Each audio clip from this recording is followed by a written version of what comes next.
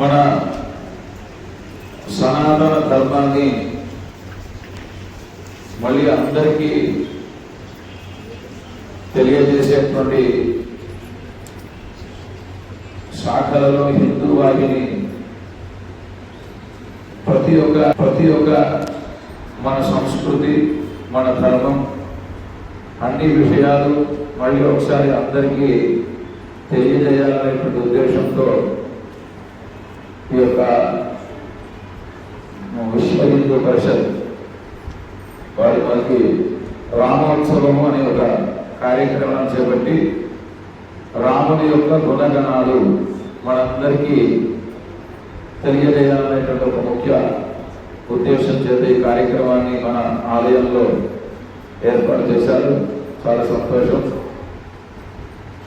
రామచంద్రుని గుణాలు నారద మహర్షి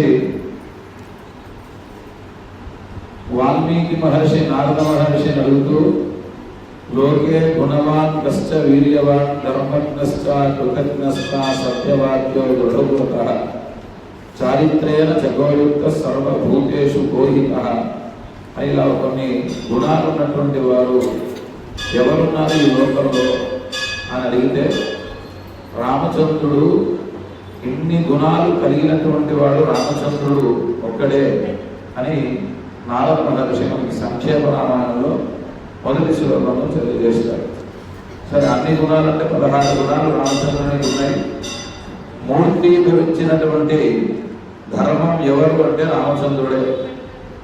ఆయన సోదరులతో ఎలా ఉండాలి, భార్యతో ఎలా ఉండాలి, మిత్రులతో ఎలా ఉండాలి, మన మానవ జీవనంలో మనం ఎలా నడవాలి అని ఆయన రామచంద్రుల వారు మనకి ఆచరించి చూపించినటువంటి గొప్ప మహానుభావుడు, సాక్షాత్తు నారాయణ స్వరూపుడు. అలాంటి రామచంద్రుని యొక్క గుణాలలో మనకి తెలియజేస్తూ ఎవరైనా మనం మన చదువుకు తగినటువంటి మిత్రులను మనం చూస్తాం, లేదు మన స్టేటస్కు తగినటువంటి మిత్రుల కొరకే మనం చూస్తాం, మన స్థాయిలో ఉండేటువంటి వాళ్ళతోనే మనం మాట్లాడడానికి ప్రయత్నిస్తాం. అలానే ఉంటుంది మన గుణాలని. కానీ రామాయణంలో మనం చూసుకుంటే రామచంద్రుడికి మిత్రుడు ఒక గుహుడు, అంటే పడవ నడిపేటువంటి నావికుడు. అలానే మనకి చూస్తే సుగ్రీవుడు, వానరులలో ఒక ఆయన సుగ్రీవుడు. ఇంకా మరి కొంచెం లోపలికి వెళితే రాక్షసులలో ఉండేటువంటి వాడు విభీషణుడు. వీరు రామచంద్రుని యొక్క మిత్రుడు. అంటే రామచంద్రులో ఉండేటువంటి సౌశీల్యం అనేటువంటి ఒక గుణం, అంటే ఆయన స్థాయికి తగినటువంటి వాడు కాకపోయినా, ఆయనకి ఉండేటువంటి విద్యలో అటువంటి స్థాయిలో లేకపోయినా, ఆయన జాతికి సమానమైనటువంటి వాడు కాకపోయినా అందరితో కలిసి ఉండేటువంటి ఒక మంచి గుణం కలిగినటువంటి వాడు రామచంద్రుడు. ఇప్పుడు మనకు కావలసినటువంటి గుణం అదే. ముందుగా మనకి వారు చెప్పినట్టుగా ఈ ఉండేటువంటి మనమందరం కూడా వింటున్నాం, వదిలేస్తున్నాం. మైకులలో చాలా మంది చెప్తున్నారు, దాన్ని అలా విని వదిలేస్తే మనలో మార్పు రాదు. మనం ఆచరించే ప్రయత్నం చేసి పక్కవారికి మనం ఆచరిస్తూ చూపిస్తే వాళ్ళలో కొంత మార్పు వచ్చే అవకాశం ఉంది. ఇప్పుడు మనకి ప్రధానంగా కావలసినటువంటిది గో సంరక్షణ, స్త్రీ సంరక్షణ, దేవాలయ సంరక్షణ, తర్వాత సనాతన హిందూ ధర్మ సంరక్షణ. ఇవి 4 మనకి ఇప్పుడు ప్రధానంగా మనకు అవసరమైనటువంటి విషయాలు. పూర్వకాలంలో గోవులు ఎంత ఎక్కువగా ఉంటే వారికి సంపద కలిగినటువంటి వారు. ఈ రోజుల్లో కోట్లుంటే ఎలా ధనవంతులో, అప్పుడు గోవులు ఉంటేనే వాళ్ళు ధనవంతులుగా కీర్తించేవారు. ఎందుకు మనం గో సంరక్షణ మనం చేయాలి అంటే, మనకి గోవు గురించి గొప్పతనాన్ని తెలియజేస్తూ, ఒక గోవు ఉండేటువంటి రైతు ప్రతిరోజు ఆయన పాలు పితుకుతూ ఉంటే ఒకసారి ఆయన కేసి వాసన చూస్తూ ఉండేది. వాసన చూసి ఈ యజమానికి ఎటువంటి వ్యాధి ఉంది అని గ్రహించి వెళ్ళి దానికి సంబంధించినటువంటి మొక్కను మేసి వచ్చి ఆ పాలను ఇస్తే ఆ ఉండేటువంటి వాళ్ళందరూ ఆరోగ్యవంతులుగా ఉండేటువంటి వారు. 33 కోట్ల దేవతలు మనకి గోవులో ఉన్నాయని, అలానే మనకు ఆన అంటాం, అంటే ఒక మంచి తపశ్శక్తి కలిగినటువంటి వారు కూర్చొని ఉంటే సుమారు 500 మీటర్ల వరకు వారి తపశ్శక్తి ఎలానైతే ఉంటుందో, ఒక గోవు మన ఇంట్లో ఉంటే మన ఇంటి మొత్తం కూడా ఒక మంచి వాతావరణం ఏర్పడుతుంది, ఎటువంటి నెగటివ్ ఎనర్జీ మనకి ఉండకుండా ఉంటుంది. కనుక మనకి గో సంరక్షణ ఇది మనకి ప్రధానంగా మనకి ఈ రోజుల్లో అవసరం. అలానే స్త్రీ సంరక్షణ అని తెలియజేస్తూ, మనకి స్త్రీలు అనుకుంటే ఏదైనా సాధించగలరు. ఈ రోజుల్లో మన కుటుంబం బాగుండాలంటే ముందుగా ఇంట్లో ఉండేటువంటి ఎవరైతే యజమానురాలు ఉంటుందో ఆవిడ ఈ విషయాలన్నీ పిల్లలకి తెలియజేస్తేనే వారు నేర్చుకుంటారు. ఎందుకంటే తండ్రి వారు ఉండేటువంటి వ్యాపారము ఉద్యోగం వారు వెళ్ళి వస్తుంటారు. పిల్లలకి ఉదయాన్నే సూర్యోదయం కంటే ముందుగా లేపడం, ఇది ఇప్పుడు మనకి ఎందుకంటే ఒక ఫ్యాషన్ అయిపోయింది. మా పిల్లవాడు 9 గంటల దాకా లేవడండి, 10 గంటల వరకు లేవడండి, అది మనం గొప్పగా చెప్పుకుంటున్నాం. కానీ మనకి రామాయణంలో భరతుడు చెప్తాడు, సూర్యోదయం తర్వాత లేస్తే ఎటువంటి పాపాలు మనకు కలుగుతాయో. కనుక సూర్యోదయం కంటే ఉదయమే పిల్లలని లేపడం, వారు చెప్పినట్టుగా పిల్లలని ప్రతిరోజు వారు స్కూల్కి వెళ్ళేటప్పుడు కానీ కాలేజీకి వెళ్ళేటప్పుడు కానీ ఇంట్లో ఉండేటువంటి ఒక దేవాలయం మనకు ఉంటుంది, ఒక పూజ గది. ఆ గదిలో కూర్చొని శ్రీరామ జయరామ జయ జయరామ మంత్రమో, శ్రీరామ మంత్రమో, హనుమత్ మంత్రమో, మీకు ఏ దేవుడు ఇష్టమైతే ఆ దేవుడి మంత్రం ఓ 11 సార్లు స్నానం చేయగానే కూర్చొని బొట్టు పెట్టుకొని దీపం వెలిగించి కూర్చొని ఓ 11 సార్లు వాళ్ళు చెప్పుకొని వెళ్ళి ఒక అలవాటు మనం వాళ్ళకి చేయడం ప్రధానంగా ఇప్పుడు మనకు అవసరం. ఈ రోజుల్లో 10 కుటుంబాలలో కనీసం ఒక 6 కుటుంబాలు కూడా కన్యాదానం చేయలేకపోతున్నారు. పిల్లలందరూ కూడా ప్రేమలు వ్యవహారాల్లో వెళ్ళిపోతున్నారు. అది చాలా ఇబ్బందికరమైనటువంటి సమస్య. ఇది మనకి ఇంకా పెరగక ముందే ఇలాంటి మనకి విశ్వ హిందూ పరిషత్ వాళ్ళు మనకి ఇది అంటే ఇప్పటి నుంచి మనం దాన్ని అరికట్టలేకపోతే తర్వాత మనకి మన కుటుంబాలు మన చేతిలో ఉండే పరిస్థితి లేదు. చిన్నప్పటి నుండి ఎంతో కష్టపడి ఎన్నో రకాలుగా ఇబ్బంది పడి తల్లిదండ్రులు ప్రేమగా పెంచి వాళ్ళకి ఎంతో అన్ని మన దగ్గర లేకున్నా సమాజంలో ఉండేటువంటి పరిస్థితుల దృష్ట్యా అన్ని వాళ్ళకి ఏర్పాటు చేస్తూ మనం ఎంతో కష్టపడి పెంచినటువంటి పిల్లలు మన చేతుల్లో లేకపోతున్నారంటే దానికి ప్రధానమైనటువంటి కారణం ఇంట్లో ఉండేటువంటి తల్లి. ఆ తల్లి చక్కగా మనం తెలుసుకొని పిల్లలకి మనం నేర్పించగలిగితే మనం ఆ ఉండేటువంటి ఆ బాధపడేటువంటి అవకాశం మనకి లేదు. చాలా మంది మన దగ్గరికి వస్తుంటారు పిల్లలు ఈ విధంగానే చాలా బాధపడుతూ ఉంటారు. ఇవన్నీ మనకు ఉండేటువంటి ఇబ్బందులు కలగకుండా ఉండాలంటే ముందు నుంచి పిల్లలని మన చేతిలో ఉంచుకొని కొంచెం ఆధ్యాత్మికమైనటువంటి విషయాలను వారికి తెలియజేస్తూ, అలానే మన చరిత్రలో ఎంతో మంది వీరులు ఉన్నారు, అటువంటి వాళ్ళ చరిత్రలు మనం చదువుకొని పిల్లలకి మనం తెలియజేస్తే తప్పకుండా వారిలో మార్పు కలుగుతుంది. ఇది మనం గ్రహించవలసినటువంటి విషయం. తర్వాత మనం సంఘటితంగా ఉండేటువంటి ఒక అలవాటు మనం నేర్చుకోవాలి. ఎందుకంటే మనకి 10 మంది మనం కలిసి ఉంటే నలుగురు 4 విధాలుగా పక్కన ఉన్న వాళ్ళతో కొంచెం పెట్టేటువంటి ఒక ఉండేటువంటి అలవాటు మనకు అయిపోయింది. మనం ఎప్పుడు సంఘటితంగా లేకపోతే మనం ఏమీ చేయలేం. మనకి ఇదివరకు శ్రీకృష్ణదేవరాయ కాలంలో ప్రధానంగా దేవాలయాలే ఈ అన్నిటికీ కూడా మూలంగా ఉండేవి.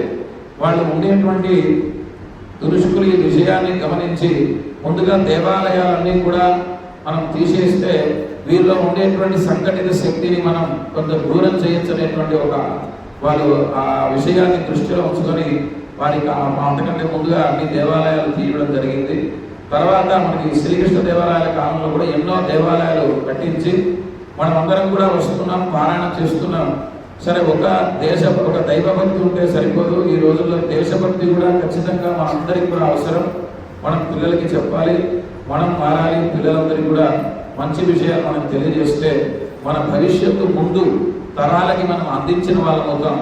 లేకపోతే మనం ఉండేటువంటి హిందువులందరం కూడా తరిగిపోయేటువంటి అవకాశం చూస్తుంటే చాలా కొన్ని మనకి ఇప్పుడు వాళ్ళు చెప్పినట్టుగా లవ్ జిహాద్ అనేటువంటిది, వాళ్ళు వైశ్యులని రాపులో పడేస్తే కొన్ని లక్షలు, బ్రాహ్మణులను పడేస్తే, రెడ్డిలను పడేస్తే కొన్ని లక్షలు, ఇలా వారి దృష్టిలో ఉంచుకొని ఒక దాన్ని వాళ్ళు ముందు చూపుతో వారి రాపులో పడేసి కొన్ని రోజులు వారి దగ్గర పెట్టుకొని తర్వాత ఇతర దేశాలకు అమ్మేటువంటి ఒక చాలా ఇబ్బందికరమైనటువంటి వాతావరణం మనకి బయట నడుస్తుంది.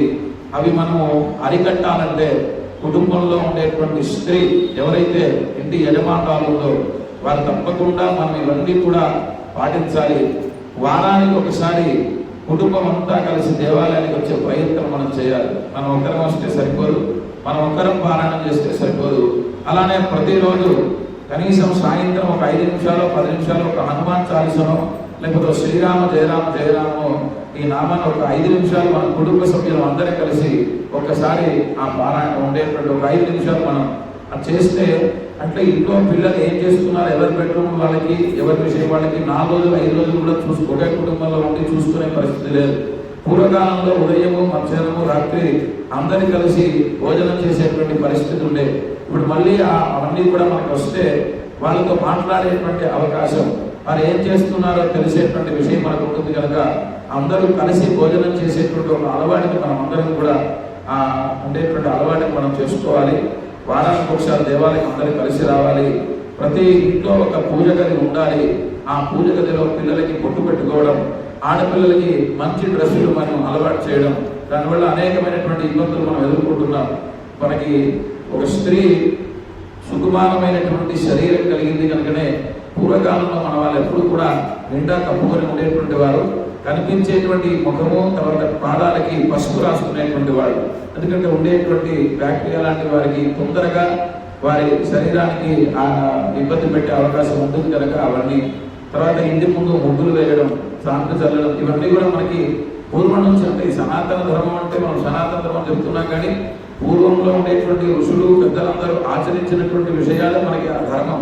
వాళ్ళందరూ అలా ఉన్నారు కాబట్టి మనమందరం కూడా ఇప్పటి వరకు సుఖంగా ఉండే పరిస్థితి ఉంది. రాను రాను అనేకమైనటువంటి విధాలుగా హిందువులపై దాడి జరుగుతుంది మనకి తెలియకుండా. ఇంకా మనం తెలుసుకోకపోతే ఇంకా చాలా నష్టం జరిగేటువంటి ఒక పరిస్థితి ఉందని మనకి విశ్వ హిందూ పరిషత్ వాళ్ళు సరే ఈ ఉండేటువంటి ఎన్నో కార్యక్రమాలు మనకి దేశమంతటా కూడా నడుస్తూ ఉన్నాయి. కానీ మనం మారడం లేదు. ప్రధానంగా మనం సరే వెళ్తున్నాం కానీ కొంత మనం ఆచరించగలిగితే తప్ప మనలో మార్పు వచ్చే అవకాశం లేదు. కనుక మనం అందరం మారాలి. మనకి రాముడు ఆదర్శ పురుషుడు, రాముని యొక్క గుణగణాలు పిల్లలకి మనకి ఏదైనా మనకి రామాయణమో సుందరకాండం, రామాయణంలో ఉండేటువంటి ఏకాండం ఒకటి మనము పిల్లలకి ఇదివరకు పెద్దవాళ్ళు వేమన శతకం వాళ్ళు పెద్దవాళ్ళందరికీ కంఠస్థం ఉంటుండే. తర్వాత ధర్మపురి ఉండేటువంటి ఆ శతకాలు ఇవన్నీ కూడా వాళ్ళకి కంఠస్థం ఉంటుండే పెద్దవాళ్ళందరూ. ఇంట్లో ఉండే నాయనమ్మ వాళ్ళు తాతమ్మ వాళ్ళందరికీ ఇప్పుడు వాళ్ళని పట్టించుకునే పరిస్థితే లేదు. వాళ్ళు చెప్తూ ఉంటే పిల్లలందరికీ అంటే మాకంటే కొంచెం ఒక ముందు వాళ్ళకి ఊర్లలో కానీ అన్నీ వచ్చేటువంటివి కనుక మనం చదవాలి, పిల్లలకు చెప్పాలి. కనీసం వారానికి ఒకసారి వారికి సుందరకాండలో లేకపోతే రామాయణంలో ఉండేటువంటి కొన్ని విషయాలు మనం వాళ్ళకి తెలియజేస్తే తప్పకుండా వారిలో మార్పు కలుగుతుంది. ఇవన్నీ కూడా మనం గమనించి మనం ఇవన్నీ ఆచరిస్తే తప్ప మన హిందువులం అని చెప్పుకోవడానికి మనలో ఉండేటువంటి ధర్మాన్ని మనం కాపాడుకునేటువంటి అవకాశం మనకి ముందు లేకుండా పోతుంది. కనుక వారు ఒక గొప్ప కార్యక్రమాన్ని వారు ఏర్పాటు చేశారు. మనం కూడా చెప్తాం వారానికి ఒకసారి ఇలాంటి కార్యక్రమాలు మన ఊళ్ళో కూడా మనం చేసే ప్రయత్నాన్ని మనం చేద్దాం. అందరం కలిసి ఈ ఉండేటువంటి వారు చేసేటువంటి కార్యక్రమాలకు కూడా అందరం కూడా సహకరిద్దాం. ఇది ఎవరి కోసమో కాదు, మన కోసం. మనకి విశ్వ హిందూ పరిషత్ మిగతా దాంట్లో మనం చూస్తే మనకి మామూలుగా పీఠాధిపతులు మనకి సన్యాసులు ఎలానైతే వారు ఈ ఉండేటువంటి వైదిక దేవుడి కోసం వారి ప్రచారాన్ని అన్ని తెలియించి వారు ఎలానైతే చేస్తున్నారో దీంట్లో కూడా చాలామంది దేశం కోసం పిల్లలని వాళ్ళు ఉండేటువంటి పిల్లలుగా పెళ్లి చేసుకోకుండా దేశం కోసం తిరిగేటువంటి వాళ్ళు చాలామంది ఉన్నారు. వారికి ఒక ఇల్లు, వారికి ఒక ఎక్కడెక్కడ ఉండాలి అనేది లేదు. ఒక బ్యాగ్ పట్టుకొని వారు బయలుదేరి అక్కడ ఉండేటువంటి విషయాలు చెప్పి మళ్ళీ ఇంకో దగ్గరికి అంటే దేశం కోసం వారి యొక్క వారి జీవితాన్ని త్యాగం చేసేటువంటి మహానుభావులు ఈ మనకి ఉండేటువంటి విశ్వ హిందూ పరిషత్ కానీ మిగతా ఉండేటువంటి సంస్థలు చాలా మంది ఉన్నారు. వారు లోపల నుంచి అంటే మనకి కింది స్థాయి నుంచి వెళ్ళి ఆ మార్పులు చేస్తున్నారు కనుకనే ఈరోజు మాత్రం మనం ఇలా ఉండగలుగుతున్నాం. వాళ్ళు మనకి పక్కన లేకపోతే మనం జీవనంగా అంటే జీవించి ఉండడం చాలా కష్టం. మనం గమనించాలి. ఆధ్యాత్మిక అంటే దేవాలయాలకి మనం ఎన్ని చేస్తున్నామో భగవంతునికి ఈ రోజుల్లో దేశం కోసం కూడా మనం ఆలోచించేటువంటి పరిస్థితి మనకి ఇప్పుడు ఉంది కనుక మనం అందరం ఆలోచిద్దాం, ఆచరిద్దాం. మనమందరం కూడా మన సంస్కృతిని, మన ధర్మాన్ని మనం ఆచరించి అందరికీ చెప్పే ప్రయత్నం చేద్దాం. జై శ్రీరామ్.